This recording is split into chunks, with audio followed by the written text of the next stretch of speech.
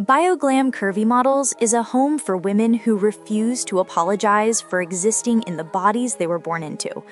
It's a movement of confidence, compassion, and creative energy, where beauty is redefined every day by women who dare to be visible.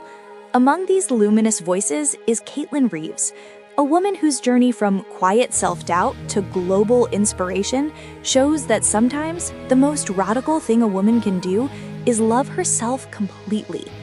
I grew up in Northern Ireland, near the coast, a place where the wind was wild, the water cold, and the sky constantly changing moods. That place taught me resilience before I even understood the word. The sea was always near. Its rhythm became the soundtrack of my childhood. I'd watch waves crash against the rocks and think, that's how I want to live, untamed, unafraid. But being a girl in a small town can be complicated. Everyone knows everyone, and everyone has an opinion.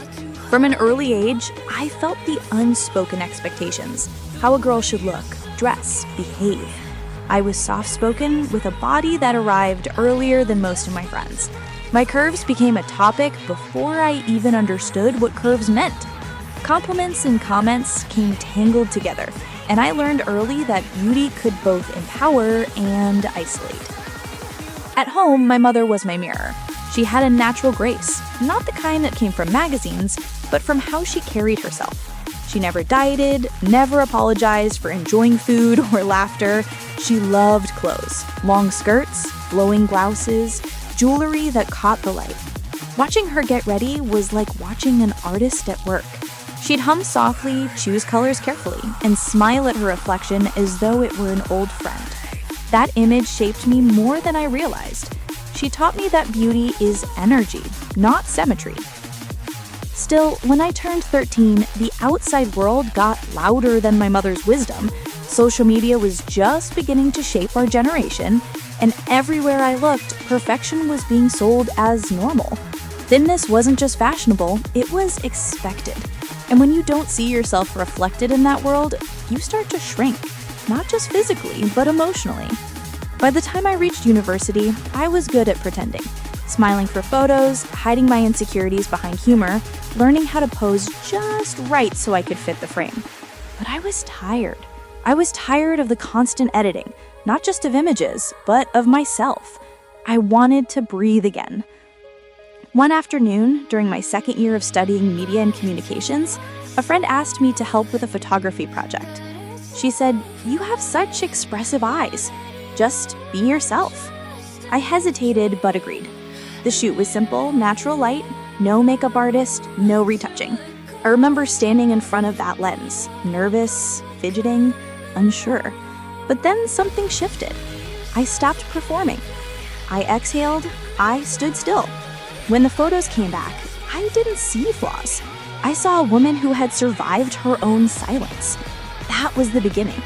I started posting small glimpses of my life, a morning coffee, a candid smile, a thrifted outfit I loved. I didn't know I was building a community. I was just trying to connect. But slowly, women started messaging me. "You look like me. Thank you for being real. I thought I was the only one." Every message became a reminder that honesty was magnetic. Modeling came unexpectedly. A local designer reached out after seeing one of my posts. She said, "I'm looking for someone who embodies confidence. Not the kind that screams, but the kind that breathes." That line stayed with me. The shoot was for a body-positive campaign. I remember being terrified that I'd disappoint them, but when I saw the photos, my soft stomach, my round hips, my unapologetic smile, I cried. For the first time, I wasn't looking at an edited version of myself. I was looking at truth. That campaign went viral in our community. Suddenly, my inbox was full. Small brands wanting collaboration, women sharing their stories, media outlets asking for interviews, but fame wasn't what I was chasing. I wanted meaning. I wanted to use my platform to change the conversation around beauty, body image, and confidence. Being curvy in an industry still learning to celebrate diversity isn't easy. There were times I was told, "We love your look, but you don't fit our sample sizes," or "We'll call you when we do a plus-size collection." Those words stung, but they also ignited me. I didn't want to wait for the industry to make space. I wanted to create my own. That's how I found Bioglam Curvy Models, a community that felt like home. It was a place where women weren't just models, but storytellers, healers, and revolutionaries. Joining that family gave me strength. I realized I wasn't alone. We were all rewriting the script together. One photo, one caption, one act of courage at a time. Fashion became my tool of empowerment. Clothes stopped being armor and started being expression. I experimented with color. Bold reds, emerald greens, shimmering golds, shades that once scared me, but now felt like freedom. I learned how to dress for my body, not against it. When I wore something that hugged my curves, it wasn't about seduction, it was about celebration. Every photo shoot became a ritual of self-acceptance. I'd stand before the camera, inhale deeply, and remind myself, you are not here to perform, you are here to be. And every time the shutter clicked, it captured not perfection, but presence. My following grew rapidly, but with visibility came pressure. People think influencers live in constant confidence, but the truth is we are human. There were days I didn't feel beautiful, days I avoided the mirror, days when online comments cut deep. But I learned to respond with grace, not silence, not anger, but compassion. You can't heal hate with hate, my grandmother used to say. You heal it by refusing to believe it. As my platform expanded, so did my purpose. I started working with global brands that valued authenticity over aesthetics, brands that didn't airbrush diversity, but embraced it. Walking into those studios, I made a vow to always speak up for representation. I'd say, don't just include us, invest in us. In 2023, I co-created a digital campaign that celebrated women of all shapes dancing together under the theme, Move Like You Mean It. We filmed in open fields, city rooftops, beaches, real women in motion, laughing, sweating, glowing. That campaign reached millions, but the best part was the messages from women saying they finally saw themselves reflected in joy. Outside of fashion, I became passionate about mental health. I began sharing candid stories of anxiety, burnout, and body dysmorphia. I talked about therapy, about journaling, about learning to separate my worth from my weight. Those posts resonated deeply. I realized people don't follow perfection. They follow truth. Now when I look at my platform, I don't see numbers. I see stories. Each follower is a woman somewhere in the world reclaiming her mirror. There was one moment that defined everything. I was invited to speak at a conference on body confidence in London.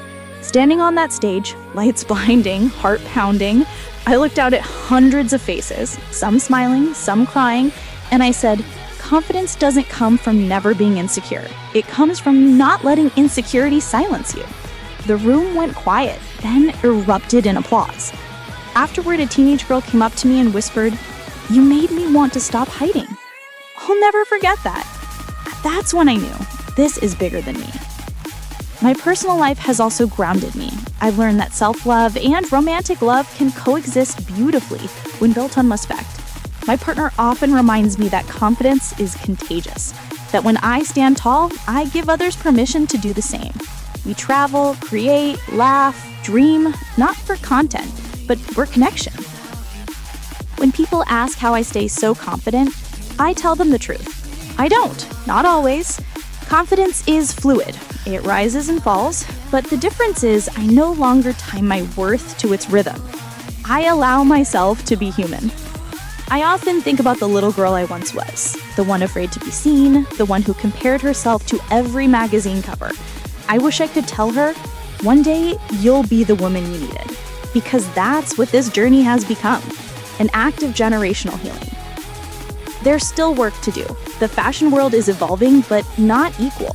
Representation is growing, but still limited. That's why I keep pushing, because visibility is power, and every image of a confident, curvy woman chips away at centuries of conditioning. When I walk into a studio now, I bring all the versions of me. The insecure girl, the university student, the woman who learned to pose without fear. I carry them all like medals, because every stage mattered. Every scar, every stumble, every small victory shaped this moment. People sometimes call me brave, but I don't think bravery is about fearlessness. It's about feeling fear and doing it anyway. Every time I post a photo without retouching, every time I share a story about my struggles, every time I speak up for representation, I'm choosing courage over comfort. And that choice, repeated daily, becomes confidence. Today, when I stand in front of the camera, I no longer think, do I look good enough? Instead, I think, who might see this and feel seen? That shift changed everything. I've collaborated with photographers who celebrate movement instead of stillness, designers who design with curves in mind, not around them, and creative teams who understand that representation isn't a trend, it's truth. I've learned to say no. No to projects that objectify, no to brands that tokenize, no to spaces that silence. Saying no is powerful. It's how I make room for yes. Yes to authenticity.